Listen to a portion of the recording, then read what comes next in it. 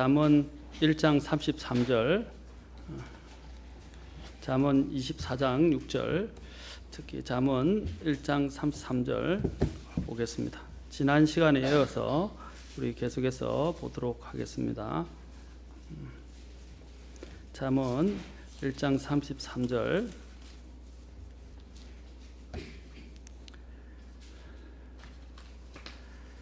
자, 다 함께 봉독하겠습니다. 자, 시작. 그러나 누구든지 내 말에 귀를 기울이는 자는 안전히 거하며 재난의 두려움에서 벗어나 평안하리로다. 자, 기도하겠습니다. 하나님 아버지, 오늘도 또 저희들에게 말씀을 주십니다. 주님, 저희들의 귀를 또 마음을 열어서 주의 말씀을 대할 때에 사람의 말이 아니라 하나님의 말씀으로 듣고 온전히 주의 말씀을 또한 받아들이고 순종할 수 있도록 도와주시옵소서. 하나님, 성령께서 이 시간을 우리의 마음들을 주장하시 하지만 우리의 깨닫는 것은 다 헛것이 됩니다. 성령께서 빛을 주셔서 말씀을 들을 수 있고 깨달을 수 있고 또 순종할 수 있도록 역사해 주시옵소서. 주님, 이 시간 모든 것을 주님께 의탁하고 주님께 모든 초점이 가기를 원합니다. 이 시간을 통해서 또한 영광 받아 주시옵소서. 예수님의 귀한 전함을 받들어 기도합나이다. 아멘. 같이 앉으셔서 제가 지난 시간에 이어서 오늘도 누구의 말을 들을 것인가, 누구의 말을 들을 것인가. 제가 지난 시간에 경건치 아니한 자들의 계획대로 걸어가면 안 된다라고 말하면서 구약에서 잘못된 조언으로 인해서 실패한 사람, 또 신약에서도 잘못된 조언으로 실패한 사람들을 제가 들어서 말씀을 드렸습니다. 이브를 말씀드렸고 또한 암논을 말씀드렸고 르호보암을 말씀드렸고 또 빌라도 총독에 대해서 말씀을 드렸고 서대반의 서대반이 순교할 때에 이스라엘 백성들이 길을 막고 또 그의 이를 갈면서 스데반을 돌로 쳐 죽였던 것을 우리는 또한 보았습니다. 길을 막아버리고 하나님 또한 우리의 삶에서 우리를 하여금 잘못된 길로 인도하고 잘못된 선택을 하게 하고 하는 것은 또한 우리 속에 있는 속임수들이다라고 말씀드렸습니다. 죄의 속임수가 있고 또 우리의 삶 속에서 재물의 속임수가 있으며 또한 사탄의 속임수가 있고 우리의 옛사람의 속임수가 있다고 그랬습니다. 더 나아가서는 사람들의 속임수도 있다고 말씀드렸습니다. 또한 잘못된 이러한 사람들의 잘못된 조언들을 통해서 또 대표적으로 실패했던 사례들을 성경을 통해서 우리는 또한 보았습니다. 특히 대표적으로 오르바와 룻을 통해서도 살펴보았습니다. 그리고 더 나아가서는 이제 사도행전에서 27장에서 사도 바울이 이제 그 항해 전문가들의 귀를 기울이고자 했던 사람들에 대해서 하나님의 말씀을 따라 조언을 했고 그 사람들을 생명에서 건지게 된 것들을 보게 되었습니다. 여기서 우리가 조금 더 생각해 볼 필요가 있습니다. 자, 바울이 이야기를 했을 때 사람들은 그 전문가였던 선장과 또한 그 항해할 수 있었던 그 선원들의 이야기들의 귀를 기울이려고 했었습니다. 그들은 아무리 전문가들이지만 바람을 예측할 수 없었습니다. 왜냐하면 하나님만이 바람과 바다를 다스리시는 분이시기 때문입니다. 하나님을 섬기는 바울의 조언을 듣는 것이 더 안전한 결정이었습니다. 그럼에도 불구하고 그들은 하나님께서 주시는 바울을 통해서 주시는 그 조언을 듣기보다는 그들은 더 전문가라고 생각되어진 자들의 조언을 들으려 했다는 것입니다. 백부장은 겨울을 어디에서 지내야 할지 결정해야 했을 때 그들 하나님이 함께 하시는 바울에게서 이야기를 들었어야 했습니다. 미항에서 아름다운 항구라 불려지는 미항에서 떠나서 얼마 가지 않아 유라굴라라는 강풍을 만나서 항로를 벗어나게 되었습니다. 그들은 전문가들이었지만 전혀 예측을 하지 못했던 것입니다. 일행을 책임지는 백부장이 선장이나 선주의 말을 듣는 것이 물론 당연합니다. 선장이나 선주는 배나 항해에 있어서 전문가였지만 바울은 단지 그들이 끌고 가는 죄수에 불과했습니다. 전문가의 말을 듣는 것이 보다 이성적이고 합리적으로 보였습니다. 그러나 믿음의 길을 가는 사람들은 반드시 우리가 전문가를 필요로 하지만 전문가의 말을 전부 믿어서는 안 됩니다. 우리는 이러한 이성과 합리라는 이름에 의해서 많은 실수들을 하게 되고 영적인 결정들을 제대로 하지 못하는 경우들이 많이 있습니다. 우리의 경험도 마찬가지고요. 우리가 지금까지 쌓아온 지식도 마찬가지고요. 또한 사람들의 이런 평가도 마찬가지요. 전문가들의 충고도 마찬가지입니다. 이 세상에는 세상을 움직이는 그런 원리가 있지만 그 세상의 원리에 따라 우리가 그게 따라 충실한 것은 굉장히 바람직한 것이고 합리적인 것이라 할지만 여러분이 전에 성경에서 제가 고린도서를 통해서 말씀을 드렸습니다. 모든 것이 합법적이지만 모든 것이 적절한 것은 아니다라고 했어요. 합법적이다는 것이 모든 것이 적절한 것이고 또 합법적이다는 것이 모든 것이 옳은 것은 아니에요. 제가 전에도 말씀드렸지만 공무원들이 입버릇처럼 하는 말이 뭡니까? 법대로 하라는 거예요. 여기 우리 법대 다니는 청년 형제도 늘 이야기를 하더라고요. 우리 또 법을 전문가로 하시면 제가 늘 이야기했죠. 법의 정신을 잃어버리면 그 실정법을 적용하는 문제에는 문제가 있을 수 있어요. 법대로 하라는 것도 사실 해석에 따라 달라질 수 있어요. 그러나 가장 중요한 것은 법이 왜 만들어졌나 하는 것입니다. 법의 목적과 법의 정신을 잃어버리면, 법의 철학을 잃어버리면 그 법은 아무것도 아니에요. 법의 목적은 뭡니까? 가장 기본권을 보장하고 사람들의 삶을 좀 더 윤택하게 하고, 그렇죠? 선과 악을 잘 구분하기 위해서입니다. 그렇죠? 그런데 불구하고 이 법의 정신을 잃어버리게 될 때 그 법은 사람들에게 살벌하게 됩니다. 하나님의 법도 마찬가지입니다. 하나님의 법도 긍휼과 하나님의 은혜로 이 법이 적용되어져야지, 이것이 그냥 무조건적으로 이렇게 법이 적용되지만 하나님 법은 죽이는 것이 됩니다. 하나님 법은 양면을 갖고 있어요. 살리는 것과 죽이는 것 두 가지를 다 갖고 있어요. 그렇죠?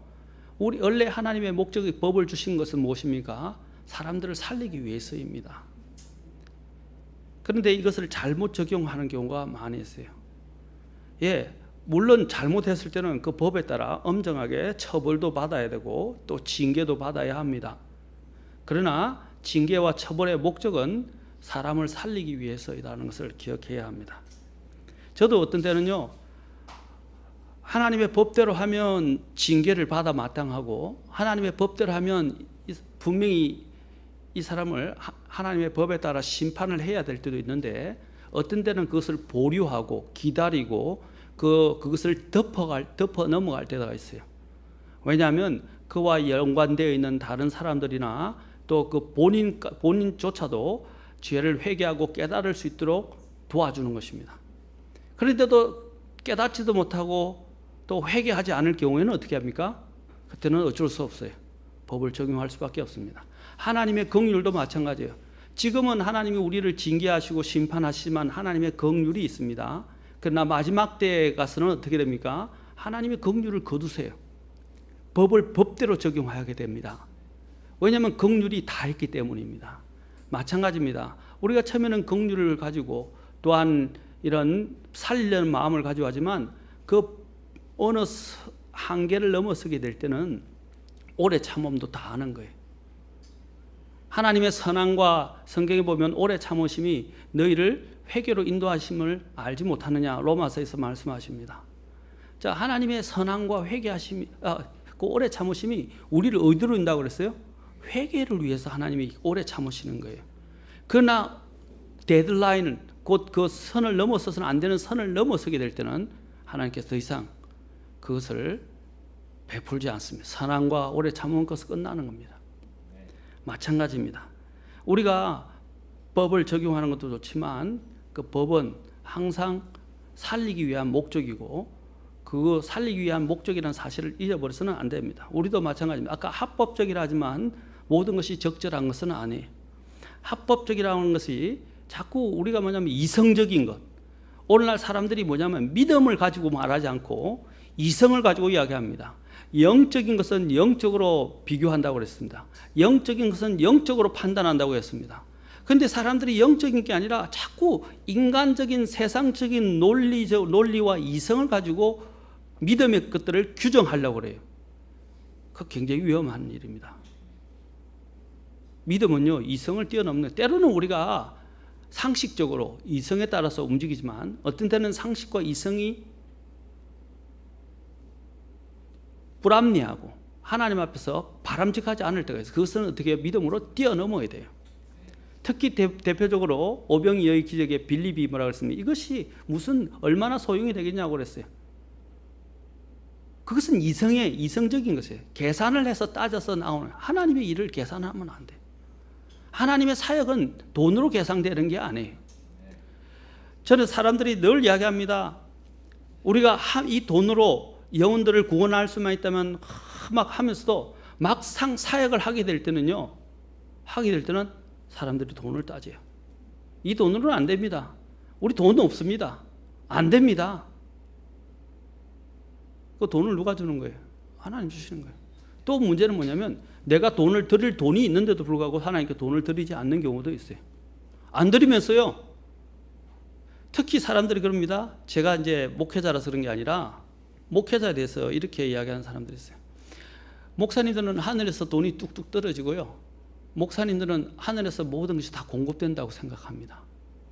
자신들은 배불리 먹고 자신들은 좋은 거 누리고 좋은 걸 다 하면서도 목회자 할 때는요, 목사님 믿음이 있습니까? 하나님이 주시겠죠. 이렇게 이야기합니다.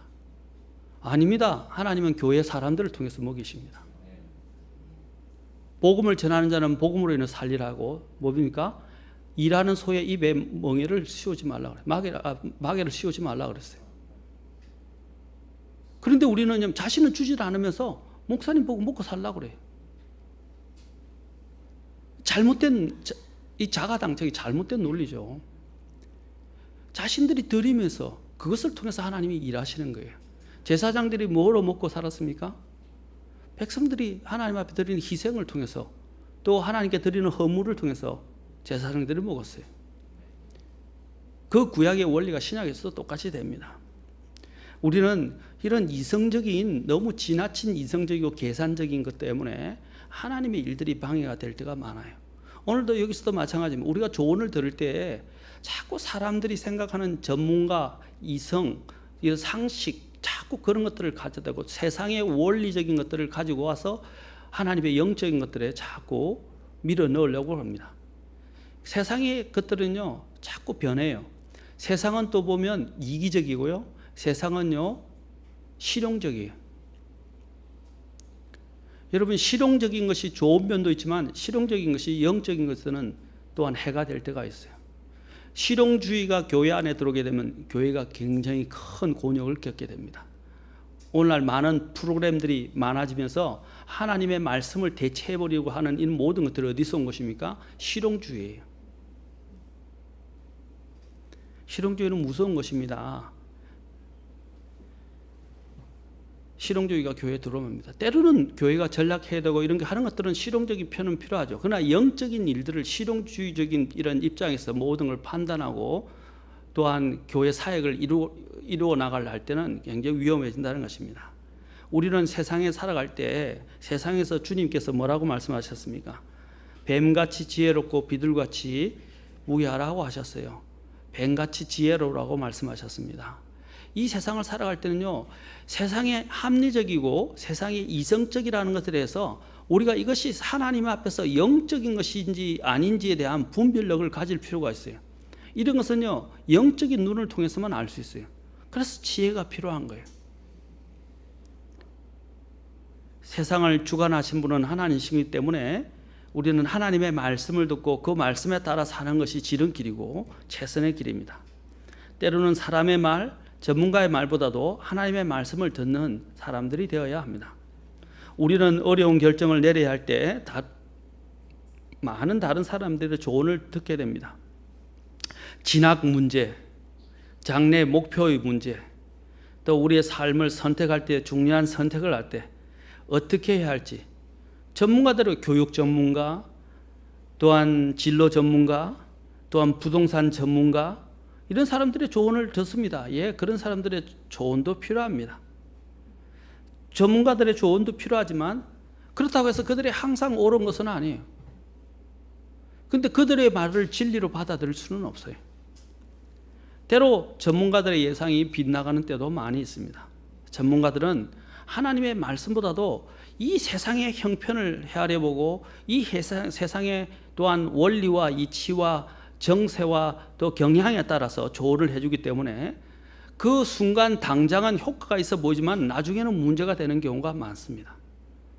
그러나 하나님의 말씀은 어제나 오늘이나 장차에도 전부 다 동일하시고 변함이 없어요. 하나님의 말씀은 언제나 옳아요. 우리가 결정을 할 때 하나님 앞에 먼저 구하고 하나님께 조언을 구해야 됩니다. 그런데 우리가 하나님께 먼저 달려가고 하나님께 조언을 구하기보다는 자꾸 세상적인 방법을 구하려고 합니다. 마음들이 급해요. 당장 자기 눈앞에 있는 뭔가를 해결하기 위해서 제가 항상 제에게 오는 사람들에게 제가 말하기는 뭐라 그러냐면 기도해 보냐고 물어보고 좀 더 기다리라고 말합니다. 그 다음에 뭐라고 이야기하냐면 기다리기가 어렵다면 2-3달 또는 몇 달만 좀 기다려보고 하나님을 한번 시험 나쁘게 시험하는 게 아니라 하나님을 한번 기대해 보라고 말합니다. 그런데 기도도 안 하고 기대도 안 해보고 하나님을 기대해 보지도 아니하고 그냥 당장 자기 눈앞에 있는 이런 여러 가지 일들 현안들을 어떻게 해서라도 해결해 보려고 이야기를 합니다. 그럴 때마다 저는 기다리라고 합니다. 기다리라고 말합니다. 무한정 기다리라는 게 아니라 시점을 어느 정도 두고 하나님 앞에 한번 그 시점을 두고 하나님 앞에 기도해서 매달리면서 한번 기다려 보라고 말합니다. 그런데 놀라운 것은 하나님 그때마다 응답해 주시더라고요. 제가 조언해 준 사람들은 제가 다 맞다는 게 말씀을 드린 게 아니라 제가 한 대를 다른 사람들이 대부분의 경우는 다 바르게 되었다는 것을, 바른 결정과 나중에는 하나님이 역사하셨다는 것을 깨닫게 되더라고요. 우리는 조급함이 하나님의 일을 그를 칠 때가 많이 있습니다. 특히 현안 문제가 급하다고 생각할수록 우리는 어떻게 하냐면 그 급해도 내가 죽을 정도는 아니에요. 사실은 사람의 지금 생명이 왔다 갔다 하는 문제는 아니에요. 물론 어려울 수도 있어. 그렇죠? 만약에 내가 내일 당장 굶어야 된다. 그런데 지금 당장 돈이 필요하다. 그럼 하루 굶어도 괜찮아요. 맞습니까? 하루 굶어도 돼요. 사도 바울은 뭐라 했습니까? 배고픔에 처할 줄도 알고 배부름에 처할 줄도 알고 그랬어요.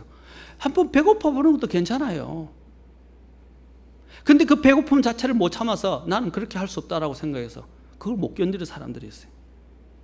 그러면 일을 거르칩니다. 당장의 눈앞에 있는 이익과 내가 갖고 있는 미련 때문에 그 일들을 지고 있으려고 하지 마세요. 하나님이 내려놓으라면 다 내려놓으셔요. 먼저 우리는 하나님 앞에 기도로 가야 되고 하나님의 말씀 앞에 가야 됩니다. 내 생활에 중요한 결정을 할 때 전문가의 조언을 우리가 참조는 해야 되지만 하나님의 말씀에 먼저 말씀을 찾아보라 이 말입니다. 그 대표적인 인물이 유명한, 나중에 제가 예화를 통해서 이야기하지만 조지 뮬러였습니다. 하나님의 말씀을 또 잘 아는 영적인 인도자, 영적인 사람들의 또한 조언을 듣는 것이 낫습니다. 하나님의 뜻을 아는 방법이 여러 가지가 있어요. 그 중에 하나의 그것을 영적인 나침판 또는 표지판이라고 이야기합니다. 다음에 제가 하나님의 뜻을 어떻게 알 수 있는가 쭉 제가 그 하나님의 표지판에 대해서 말씀을 드리겠습니다만은 가장 먼저는 하나님의 말씀과 성령이 내 안에 주시는 내적인 음성이에요. 그 다음에 평안이에요. 그 다음에 나오는 게 뭐냐면 사람들의 조언이에요. 영적인 사람들의 조언. 이런 것들이 하나님의 말씀만 우리에게 할 때, 우리가 말씀만 붙잡을 때 우리는 어떤 속성이냐면 주관적이고요, 내 이기적인 마음의 형태로 하나님의 말씀을 끌어올 수가 있어요. 이것을 거듭 확인하는 것이 무엇이냐면 바로 성령께서 나에게 주시는 내적인 평안과 그 다음에 다른 사람들의 조언과 하나님의 환경의 인도가 있어요. 이런 것들이 같이 함께 어우러지고 부합될 때에 이것이 하나님의 완벽한 뜻이게 돼요. 어떤 때는 환경이 조화를 안 이룰 수도 있어요. 그렇죠? 그러나 이 앞에 있는 여러 가지들이 거의 어울려갈 때 이것이 하나님의 뜻이구나 하는 것을 알 수 있어요. 그런 하나님의 뜻을 대표적으로 물은 것은 여러분 창세기 24장에 보면 아브라함의 늙은 종이 이삭의 아내를 라헬을 구하게 될 때, 리브가를 구하게 될 때 그 리브가를 구할 때 어떻게 했습니까? 하나님 앞에 3번이나 물어보고 기도 응답을 받고 움직였다는 것입니다. 기도원이 또 하나님 앞에 뜻을 물을 때도 여러 번 하나님 앞에 기도하고 하나님의 그 사인을 보고 움직였다는 사실입니다. 여러분, 우리가 일을 할 때 항상 우리는 영적인 것들을 먼저 생각해야 됩니다. 항상 우리가 하나님 앞에서 바른 선택을 할 때, 바른 선택은 바른 말을 듣는 것이거든요. 아까 누구의 말을 들어야 하는가라고 말했는데, 바른 선택을 할 때는 가장 먼저 그리스도인에게 전제가 되어야 하는 것은 하나님과의 끊임없는 교제 속에서 이루어져야 한다는 것입니다. 하나님과 끊임없는 교제 속에서 그 바른 선택은 진가를 발휘하게 됩니다. 왜 우리가 육신적인 결정을 하고 육신적인 결정을 해서 나중에 왜 고통을 겪느냐 하면요, 하나님과의 교제가 끊어져 있기 때문입니다. 하나님과 교제가 발라야 바른 선택을 할 수 있어요. 전에도 아까도 제가 지난 시간에 얘기했죠. 조언이 없으면 백성이 넘어져도 좋은 자가 많으면 안전이 있느니라. 잠언 11장 14절과 15장 22절을 말씀드렸습니다. 그리고 또한 너는 지혜로운 조언으로 전쟁을 할지니라 라는 잠언 24장 6절 아까 읽으려고 읽지 않았는데, 좋은 자가 많으면 안전하니라 그랬어요. 아까 그랬죠. 먼저 하나님께로부터 조언을 구하고 그 조언이 정말로 내가 이기적인 건지 아닌지를 확인하기 위해서 또 다른 아까 영적인 다른 표지판들을 확인해 보는 거예요. 처음에 당장 내가 생각했던 대로 이루어졌다고 그게 기도가 응답이 아닐 수 있어요. 예를 들자면 요나가 도망갔을 때 딱 가자 때마침 다시스로 가는 배를 타게 됐어요. 근데 그게 하나님 뜻이에요? 도망치는데 때마침 그때 다시스로 가는 배가 많지 않았어요. 한 달에 한두 번? 아니면 몇 달에 한 번? 굉장히 드물게 있었어요. 그렇게 자주 정기적으로 있지 않았어요. 근데 때마침 다시스로 가는 배가 있었단 말입니다. 자, 그것을 하나님 뜻인지 확인하기 위해서는 어떻게 해요? 물어봤어야 돼요, 여러분. 근데 그는 원래 도망치려는 마음을 갖고 있었기 때문에 물어볼 필요도 없었죠. 아이고 잘 됐구나 하고 그 배를 타고 도망치게 된 것이죠.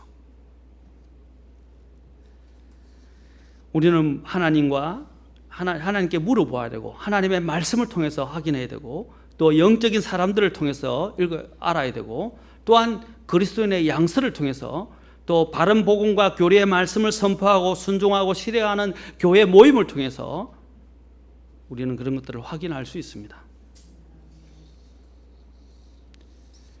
우리는 사람들이 이러한 특히 내 자신의 죄의 속임수, 아까도 죄의 속임수, 사탄의 속임수, 또 사람들의 속임수가 있다고 했습니다. 더 교묘한 말로 사람들은 또 속입니다. 내 자신도 그래요. 제가 하나님 뜻을 아는 방법 중에서 요한복음 7장 17절을 꼭 여러분이 알 필요가 있다고 말씀드렸죠. 그게 뭐라 했습니까? 사람이 하나님의 뜻을 행하고자 하면 이란 말은 행하고자 한다는 말은 의지를 이야기합니다. 하나님의 뜻을 행하고자 하는 마음이 있으면 어떻게 해요? 진정한 행하고자 하는 그 의지와 마음이 있으면 그것이 하나님에게서 왔는지 내가 스스로 말함인지 알리라라고 주님께서 말씀하셨어요. 그 말은 뭐냐면 진짜 내 마음 안에 아무 사심이 없고 욕심이 없이 정말로 하나님의 뜻을 구하는가, 모든 걸 내려놓고 하나님의 뜻만을 찾기 시작하면요 하나님의 뜻이 보이게 돼 있어요. 그런데요 우리의 육신과 우리의 죄는 우리를 기만해서, 내 안에 있는 욕심이 나를 기만해서 자꾸 이 하나님의 뜻을 물으려고 할 때 하나님의 뜻을 자꾸 왜곡시켜 버립니다. 여러분 돋보기 알죠? 돋보기도 그렇죠. 돋보기를 이렇게 보면 돋보기가 빛이 굴절이 됩니다. 빛이 바로 가게 하잖아요. 물을 봐도 그래요. 물에도 빛이 들어가면 물에 빛이 비칠 때 어떻게 해요? 굴절됩니다. 마찬가지로 우리 안에 있는 욕심이 개입이 되게 되면요, 하나님의 빛이 바로 통과할 수가 없어요. 그게 굴절돼 버려요. 통과할 수가 없게 되는 것과 똑같습니다. 우리의 마음의 창이 순수하고 깨끗해야 되고 정직해야 돼요. 그래서 우리의 양심이 늘 씻어져야 된다고 말했던 거예요. 양심이 더럽혀져 있고 양심이 구겨져 있고 양심이 이렇게 부정하게 되면요, 어떻게 됩니까? 하나님의 뜻이 굴절되게 돼 있어요. 그러면 사물을 바로 볼 수가 없어요. 바로 볼 수가 없어요. 여러분 특히 잘 아는 사이드 밀러 알죠? 사이드 밀러나 백 밀러가 있어요. 여러분 잘 알죠? 사이드 밀러, 백 밀러도 요즘 보면요, 이 보면 이게 잘 보이게 하기 위해서 이 굴절돼 있어서 마치 멀리 있는 것이, 그렇죠? 가까이 있는 것처럼 보이고, 그렇죠? 또 어떤 것은 또 멀리 있는 것이 가까이 있는 것처럼 보이고, 가까이 있는 것이 멀리 있는 것처럼 보이는데, 지금 이 백밀러는 뭐냐면 가까이 있는데 멀리 있는 것처럼 보인단 말입니다. 그래서 사람들이 거리가 많구나 하고 함부로 이렇게 옮겼다가는 어떻게 해요? 자선을 사고 난다 이 말입니다. 그게 굴절되어 있기 때문이에요. 그걸 믿으면 안 된다 이 말입니다. 그렇죠? 제가 말씀드린 모든 것들이 우리의 기만의 속임수가 얼마나 무서운지 몰라요. 그것을 성경에서는 죄의 속임수라고 말하고 우리 욕심들에 의한 속임수라고 말합니다. 에베소서 5장 6절에서는 아무도 헛된 말로 너희를 속이지 못하게 하라 라고 말하고, 아무도 헛된 말로, 그 아무도에는 내 자신도 포함되어 있어요. 내 옛사람도 포함되어 있고 나의 죄의 속임수도 포함되어 있어요. 아무도 헛된 말들로 너희를 속이지 못하게 그랬어요. 사람들이 그래요. 하나님, 제가 아까도 기도도 했지만 사람들이 하나님 이야기하는데요, 실제적인 면에 가서는요, 하나님은 안 찾아요. 내 감정, 내 기분, 내 상황, 그것만을 생각합니다. 그래서 하나님이 뭐라고 하는데 순종하려는 마음보다는요, 지금 내 기분이 어떤데, 내 상황이 어떤데, 당신이 아느냐? 나는 안 된다. 이렇게 이야기하는 거예요. 그거 굉장히 위험한 겁니다. 내 기분과 내 상황과 그것이 환경이 어떻든지 간에 하나님이 말씀하시는 것에 그냥 순종하는 것이 필요해요. 그건 하루아침에 되는 게 아니고 훈련을 통해서 됩니다. 훈련이 돼요. 저도요, 그거 훈련 받는데 오랜 시간이 걸렸어요. 저도요, 이게 아니라고 생각되어지는 것들은요, 굽히지를 않았어요. 그런데 하나님이 많이 훈련시켰어요. 참 어려운 일을 통해서 많이 훈련시키셨어요. 또 어떤 때는요, 내 마음에 안 되는 거예요. 마치 고장난 브레이크처럼 아는데 안 되는 거예요. 사실 그때는 저도 미치겠더라고요. 그렇죠? 아는데 안 되는 거예요. 이 감정이 훈련이 안 된 거예요. 이제 우리는 어떻게 하냐면 아는데 안 되는 게 아니라 하나님 뜻이면 그냥 무조건 순종하는 거예요. 그렇죠? 하나님이 말씀하시는 것에 손해가 오든 상황이 어떻든 관계없이 순종하는 거예요. 아무도 헛된 말들로 너희를 속이지 못하게 하라. 또 어떤 때는 우리를 노력하지 못하게 하라고 그랬어요. 우리는 하나님 뜻을 분별하는 데 있어서 제가 채신자들에게 꼭 권고하는 것들이 있는데, 주변 정리하라고 말합니다. 그리고 친구들 정리하고 만나는 사람들을 정리하라고 말합니다. 새신자들은요, 거룩히 구별되어질 수 있는 그런 능력이 부족해요. 하나님이 거룩히 구별했지만 먼저 자신이 순종하고 배워야 될 게 뭐냐면 주변에 있는 사람들을 정리하는 거예요. 그런 세상적으로 내가 그 사람에게 영향을 줄 수 없다면요, 영향을 받게 돼 있어요. 새신자들은요, 대개 초신자들은 주로 이 사람들을 다 끊어내는 이런 능력이 없기 때문에, 훈련이 안 됐기 때문에 영향을 받게 돼 있어요. 맞습니까? 그러면요 반드시 죄의 유혹에 빠지고 그들의 영향력 속에서 자신들의 힘이 약해져서 끌려가게 된다 이 말입니다. 그래서 어떻게 보면 그 훈련을 하셔야 돼요. 성숙한 사람들도 마찬가지예요. 사람들은요 나쁜 말들, 부정적인 말들, 비방하는 말들, 험담들 이런 말들이 강한 사람도 문을 뚫을 수 있어요. 사람은 들으면요 영향을 받게 돼 있어요. 그 영향을 받지 않기 위해서는 어떻게 해요? 그런 사람들을 만나지 말아야 돼요. 성경에서 뭐라고 그랬습니까? 에베소서 5장 11절에서 열매 없는 어둠의 일들에 참여하지 말라라고 했어요. 열매 없는 어둠의 일들에 참여하지 말라 그랬어요. 열매 없는 어둠의 일들이 없고 거짓말하고 사기치고 그것만이 아니에요. 하나님 앞에서 합당하지 않는 말들을 하는 것, 추잡한 말들을 하는 것, 부정적인 말들, 불평의 말들, 비평의 말들, 험담의 말들 다 포함돼요. 도리어 그것들을 책망하라 그랬어요. 디모데전서 5장 22절에는 다른 사람들의 죄들에 참여하지 말며 내 자신을 순결하게 지키라 그럽니다. 다른 사람들의 죄들에 참여하지 말라 그랬어요. 여러분 사람 정리하는 거 중요한 문제입니다. 우리가 그리스도인의 삶을 바르게 살려면요 많은 사람들과 좋은 관계를 유지하는 건 좋지만 너무 많은 사람들의 일에 관여하다 보면요 우선순위가 깨지게 되고요 다른 사람들 만나지 말아야 될 사람들로부터 좋지 않은 영향을 받게 될 수가 있어요. 정리하셔야 돼요. 어떤 분이 목사님이 이야기했는데 전에도 제가 잠깐 언급했을 거예요. 목사님이 여러 명 있다는 거예요. 자기 교회 담임 목사님이 있고요. 상담 목사님이 따로 있고요. 설교 듣는 목사님이 따로 있고요. 그렇죠? 인도하는 자신이 또 조언을 구하는 목사님 또 따로 있고요. 그러면 지역교회가 필요 없어요.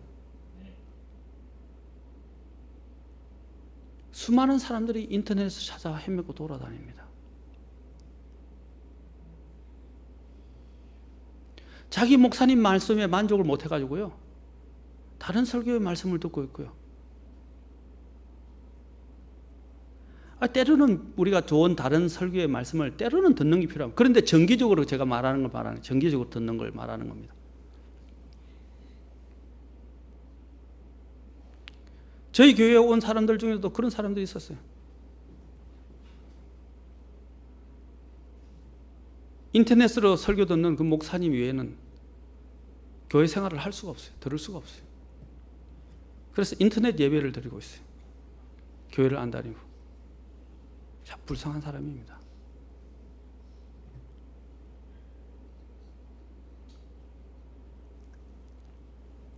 우리가 때로는 그런 좋은 설교들을 간간히 인터넷이나 TV도 나오는 기독교 방송이나 이런 것을 통해서 들을 수도 있어요. 그러나 주의하셔야 돼요. 자기에게 하나님이 주신 교회에 신실하셔야 됩니다. 왜냐하면 이리저리 돌아다니면요 좋지 못한 나쁜 영향을 갖게 되고 자꾸 판단하게 되고 비교하게 되고요. 그러면 영적으로 더 나빠져요. 순수해지지가 않아요. 교만해지고요. 결국은 나중에는 어떻게 됩니까? 맨날 자기 목사님 설교나 판단이나 하고요. 지적이나 하고요. 비평이나 하고 험담이나 하게 됩니다. 그러면 그 교회 떠나야 돼요.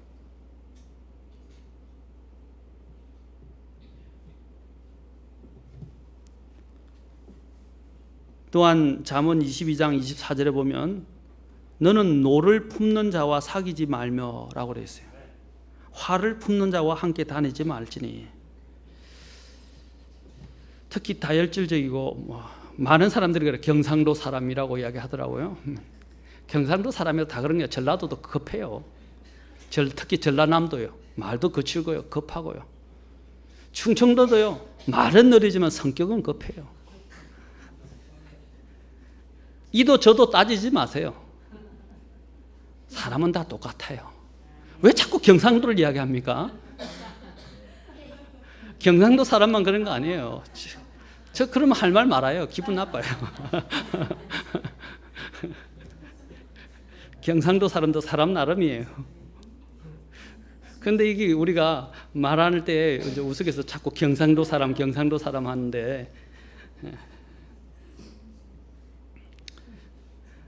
자, 우리가 성경에서 저도 참 어떤 어릴 때는 이 성격, 성질 이런 다혈질적인 것들을 죽이지 못하고 주님 앞에 훈련 안 돼서 많은 일들을 오히려 망치고 목적들을 제대로 원래 의도하던 목적들을 성취하지 못하게 되고 사람들을 잃어버린 경우를, 또 사람들에게 상처를 준 경우를 많이 봤습니다.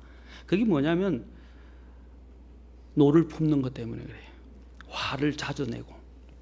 성경은 화를 낼 수 있다고 그랬어요. 그러나 해가 지도록 품지 말라고 그랬어요. 그리고 화를 내어도 죄를 짓지 말라고 그랬어요. 에베소서, 그렇죠? 화를 내어도 죄를 짓지 말라고 그랬어요. 그 다음에 화를 내어도 어떻게 해요? 해가 지도록 품지 말라고 그랬어요.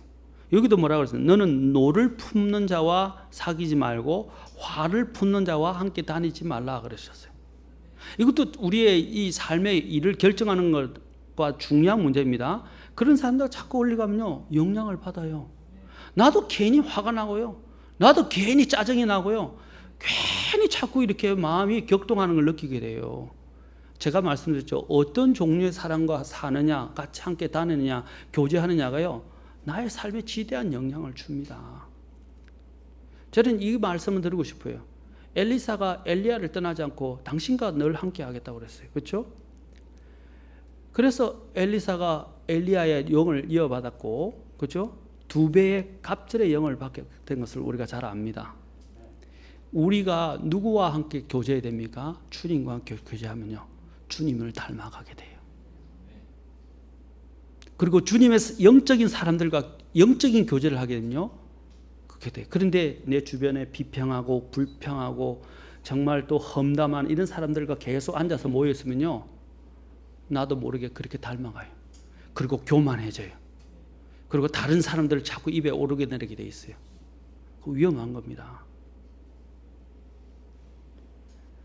왜냐하면 아까 누구의 말을 들어야 한다고 했는데 그 사람들과 어울리면서 그 사람들 자꾸 말이 귀에 들어오면요 나를 지배한다고요. 나에게 영향을 준다 이 말입니다. 주님은 이사야서 81장 8절에서 말씀하십니다. 오 내 백성이여 들으라, 내가 너에게 증언하리라. 오 이스라엘이여 너희가 내 말에 귀를 기울여 하면 내가 그러하리라.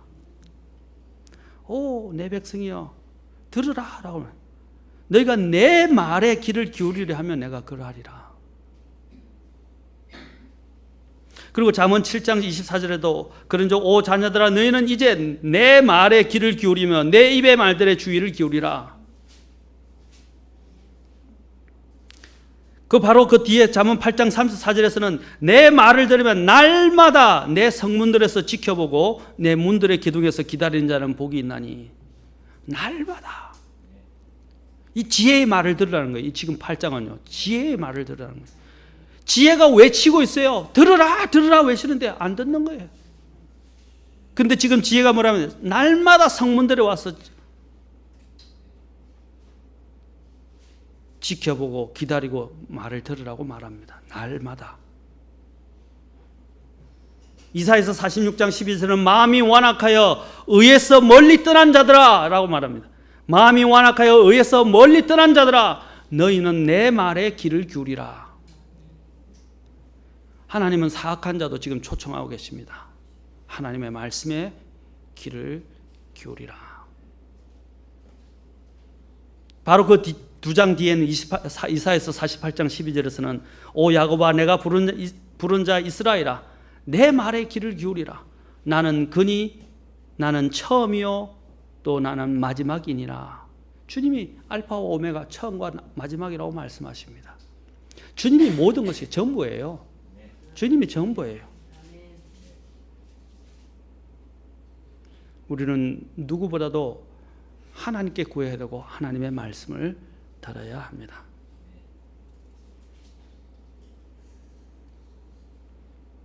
자, 그러면 우리가 두 구절만 읽고 오늘 마치겠습니다.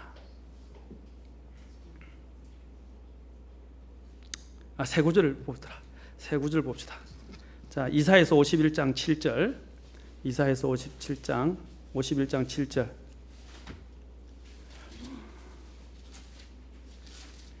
이거는 같이 찾아봅시다. 바로 찾을 수 있으니까 51장 7절.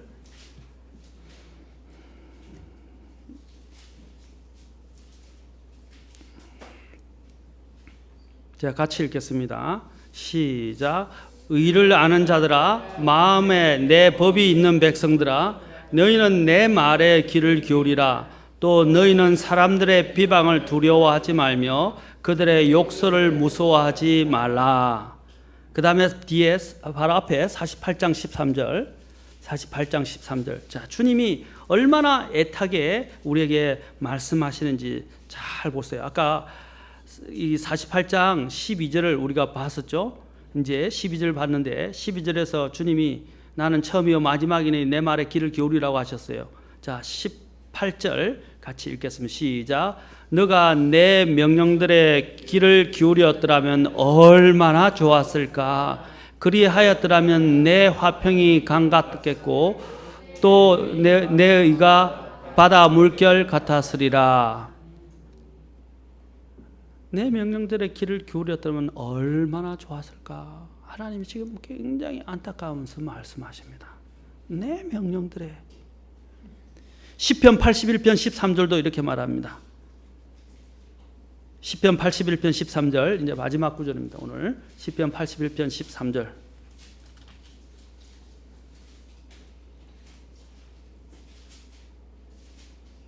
자, 같이 읽겠습니다. 시작.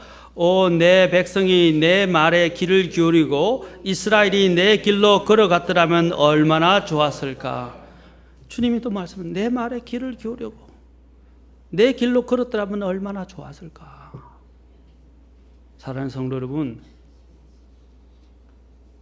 내가 누구의 말을 들어야 되겠습니까?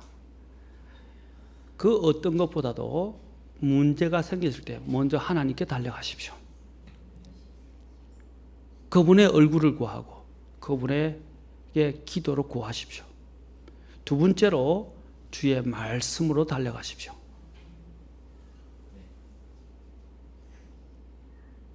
주님이 그분의 말씀의 음성에 귀를 기울이기를 원하십니다. 다음 시간에는 특히 목회자들에게 주는 특히 하나님의 이런 교훈과 그 다음에 하나님의 말씀을 들을 때 오게 되는 유익에 대해서, 올바른 이런 선택을 하기 위해서 올바른 말씀을 듣게 될 때 오게 되는 유익에 대해서 우리 살펴보도록 하겠습니다. 기도하겠습니다. 다 같이 일어서시겠습니다.